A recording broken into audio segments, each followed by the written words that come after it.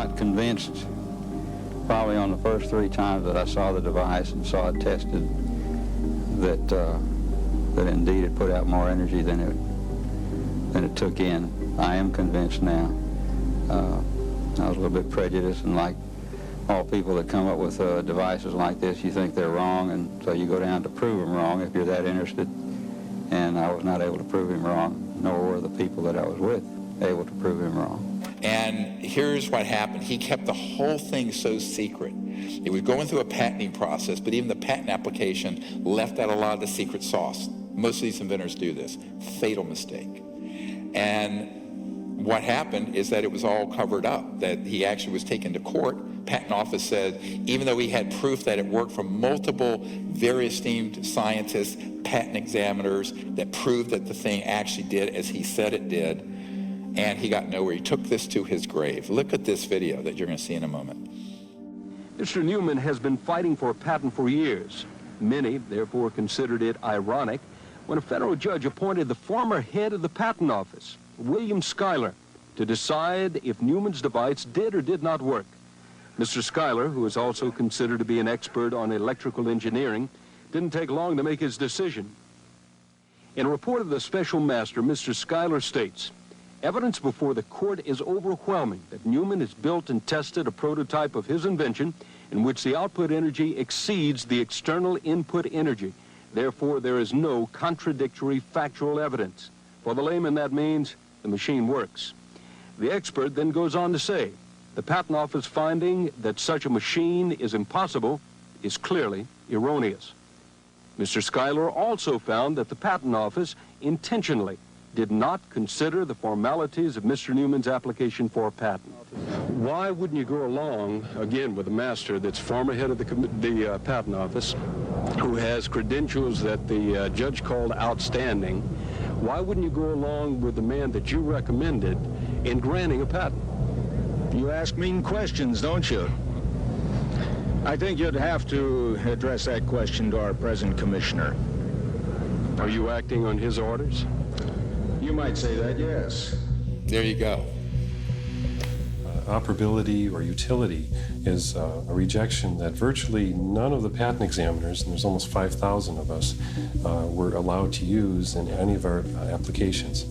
The supervisor particularly always said that, oh, that's something only if you're dealing with energy inventions.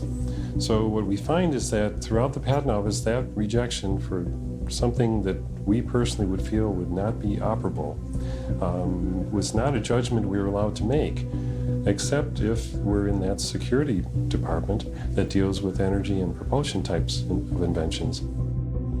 Here we have a brilliant device, again, almost 40 years ago. Look at the input and output. Test it over and over again. 0.3 milliwatts, output 223,000 watts. That's 22.4 kilowatts. That's plenty to run your car, your Tesla motor. Now, continuously output if needed on demand. So this little thing that looks like a cigarette pack, when he died, under mysterious, they said a heart attack, it's all kinds of evidence he was killed. This is real, usable power. It's stable. It is not transient. It is not noise. And it is not any other kind of spurious effect. This is a real effect. It's all coming from that little tiny box sitting behind the 500 watts of power. Behind the lamps, that little box is putting out all of that power, well over 500 watts, and yet it is receiving less than 1/3 of a milliwatt of input power. This is April the 30th, 1987, at about 10:30 p.m. in the home of Mr. Sparky Sweet, the inventor of the very first vacuum triode. This is a most historical occasion. I was altered when I saw it because my view was that you could be anywhere then in the universe. You could be in a cave, you could be anywhere, and you had energy. This was overwhelming to think that I could have energy and the whole world could have energy, that all of a sudden we were on an equality economically. We didn't have to worry about the energy sources.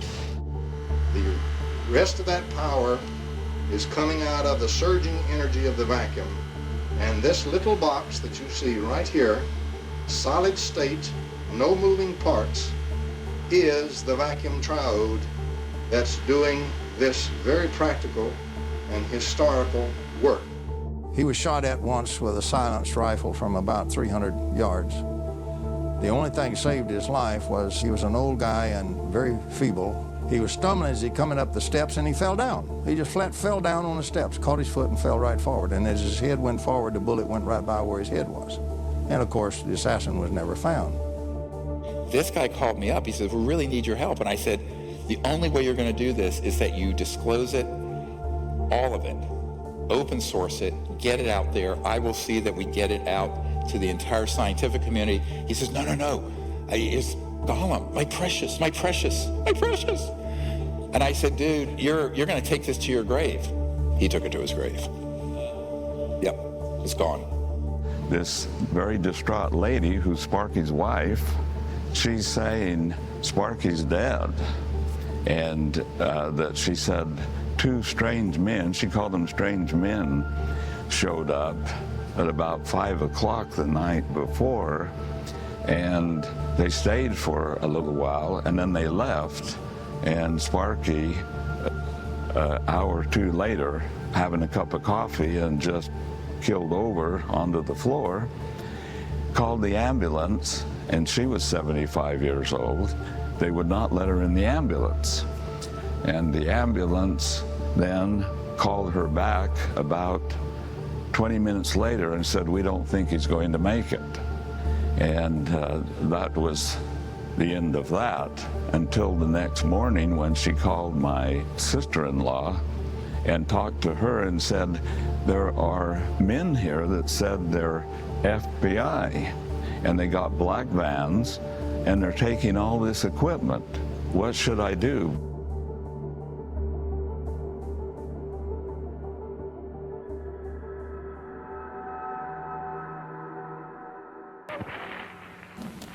Good afternoon and welcome to this edition of Eyewitness Newsmakers. I'm your host, Doug Miller.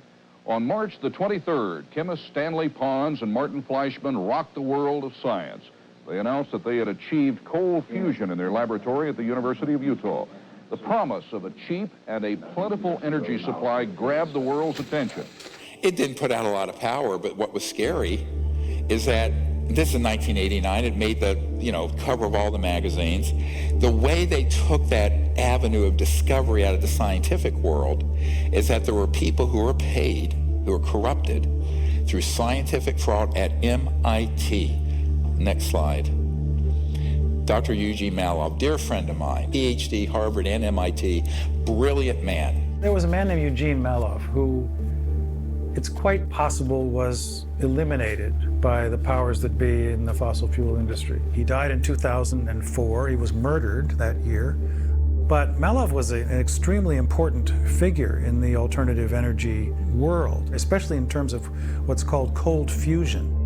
And he was at MIT in the science office for education when he saw how they had changed the data on the reproducing the Pons-Fleischmann experiment. And he blew the whistle. I inadvertently was looking through some piles of paper that had been given to me in a casual manner by all these hot fusion physicists as they were trying to do their calorimetric repeat of the Pons-Fleischmann experiment. And to my utter astonishment, I can remember sitting at my desk in my study and actually seeing these two sheets of paper, one dated July 10th, 1989, and another dated July 13th, 3 days apart. The difference between July 10th and 13th was dramatic, and I was stunned. I couldn't believe what I was seeing. It looked like monkey business to me at the time, and it has turned out to be exactly that. It was a lower echelon person in the Plasma Fusion Center at MIT, one of the 16 authors of a scientific paper done under Department of Energy contract that had altered data. And that data is scientific fraud, as far as I'm concerned, and many other people are concerned. And it was, it was hell on wheels. Finally get someone who brings him a 0-point device, solid state, no moving parts. And I said, Gene, we need to get this out to the public very quickly. Oh no, they want to keep it secret. I begged him and I begged him and I begged him and I begged him. He was beaten to death when he was over at his parents' home and was killed, murdered. Made to look like some thugs. They were thugs, but it wasn't a random murder. And the device vanished with him. Good friend of mine, dear friend. What we really had was a threat to the scientific establishment. The threat of it even being implied as real and having monies, shall we say, being diverted from their favored programs, and that was a threat, no question. There was an actual threat of that happening.